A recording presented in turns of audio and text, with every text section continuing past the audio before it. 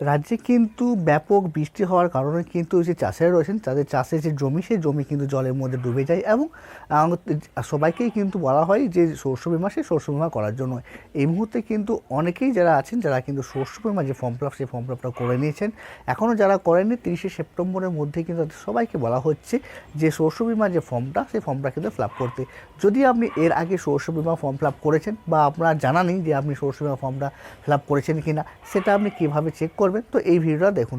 তো সেটা চেক করার জন্যই একটা ছোট্ট একটা প্রসেস রয়েছে, সেই প্রসেসটা ফলো করলেই খুব সহজেই কিন্তু আপনি আপনার যে মোবাইল রয়েছে হাতে সেই মোবাইল থেকেই কিন্তু আপনি জেনে নিতে পারবেন। তো সেটা কীভাবে চেক করবেন, তো চলুন সেটা কীভাবে চেক করতে হয় সেটা আমরা দেখিয়ে দিই।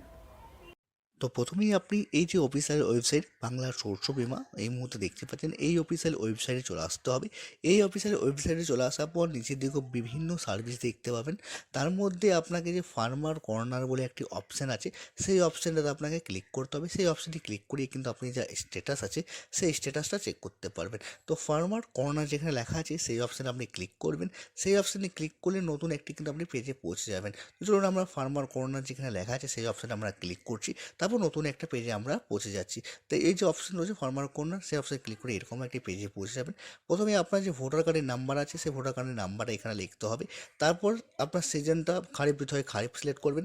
তারপরে ইয়ার যেহেতু 2024 সিলেক্ট করবেন। তারপর চেক অপশানে আপনি ক্লিক করবেন। আপনার যদি শস্য বিমা করা থাকে তাহলে নিচে কিন্তু শো হয়ে যাবে আপনার যে ডিটেলস আছে সেই ডিটেলসটা বেরিয়ে যাবে।